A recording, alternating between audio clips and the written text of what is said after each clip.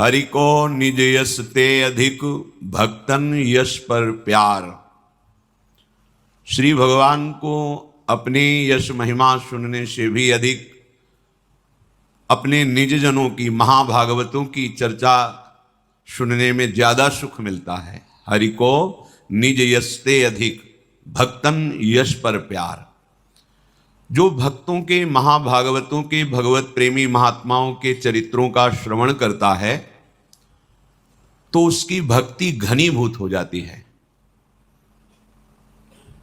ताके भक्ति बढ़े घनी, अरु हरि होय सहाय। घनीभूत भक्ति, भक्ति में पुलाई है स्वसुख वांछा, अपनी इंद्रियों के द्वारा शब्द स्पर्श रूप रसगंध का भोग करने की इच्छा, ये भक्ति में पुलाई है। इसी में दंभ पाखंड प्रवेश कर जाता है। पर जब हम महाभागवत भक्तों का चरित्र श्रवण करते हैं तो ये पुलाई नष्ट हो जाती, छिद्र नष्ट हो जाते हैं, घनीभूत भक्ति होती है। और ये घनीभूत भक्ति जिसके हृदय में होती है, स्वयं श्री हरि हर समय उसकी सहायता में रहते हैं। भगवत पार्षद नहीं, स्वयं भगवान उसकी सहायता में। जहां जहां मेरा भक्त चरण रखे, वहां वहां रखूं हाथ, पीछे पीछे मैं फिरूं, कभी न छाणूं साथ। निरपेक्षम मुनिम शांतम, निर्वैरम समदर्शनम, अनुब्रजाम्य हम नित्यम पूजे यत्यंगुरेणु भी। स्वयं भगवान पीछे पीछे उस भक्त के डोलते हैं जिसके हृदय में घनीभूत भक्ति होती है। जैसे बछड़ा आगे चलता है तो पुलकती हुई गाय पीछे भागती है। भक्तन पाछे यूं फिरत ज्यों बछड़ा संग गाय। बस हमारी भक्ति में रंग आ जाए, अनुराग रंग आ जाए, हमारी भक्ति घनीभूत हो जाए। जो हमारे अंतःकरण की मलिनता पूर्व पापाचरण के कारण है और हर समय विक्षेप बना रहता है भजन में, वो पाप प्रवृत्ति अंदर जो मूल में वासना रूप से बैठी है, इन सब का विनाश भक्तों की कृपा से हो जाता है। अजहू सोच विचार के गई भक्तन पद ओट, हरि कृपाल सब पाछली क्षमिहे तेरी खोट। विचार करके देख लो, तुम्हारे बनाए तुम्हारी बनने वाली नहीं। तो तुम भक्तों के चरणों की ओट ले लो, तो जो तुम्हारे पूर्व के कर्म तुम पर आक्रमण करने के लिए तैयार हैं, बच जाओगे। और हरि ऐसी कृपा करेंगे, पीछे सारे कर्म संस्कारों को भस्म कर देंगे। भक्त चरण धरि भाव तरत भव सिंधु अगाधा।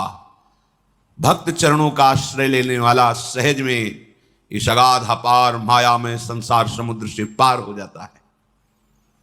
महाभागवतों के चरित्र सुनने से हमारे हृदय में विशाल भक्ति का प्रादुर्भाव होता है। 12 महाभागवतों में भीष्म जी महाराज बड़े ही महामहिम प्रभु श्री कृष्णचंद्र के अनन्य भक्त हैं। और ऐसी सत्यनिष्ठा किसी भगवत स्वरूप महात्मा में ही पाई जाती, अन्यथा नहीं।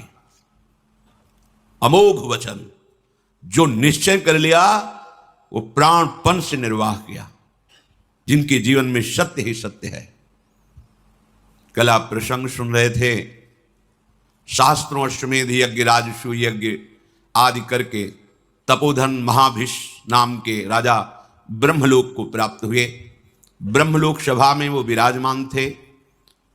भगवती गंगा जी पधारी तो वायु देवता ने उनके अंचल को खिसकाया, जिससे समस्त वहां विराजमान ब्रह्म सभा में अपनी ग्रीवा झुका ली। पर महाभीष्म गंगा जी को देखते रहे और गंगा जी महाभीष्म को। इसलिए ब्रह्मा जी ने उन दोनों से कहा कि तुमने ये मानुषिक वृत्ति धारण की, ये ब्रह्मलोक सभा में विराजमान के अंदर ऐसी वृत्ति नहीं होती, इसलिए तुम मनुष्य लोक में जाओ, मनुष्य बनो जाकर।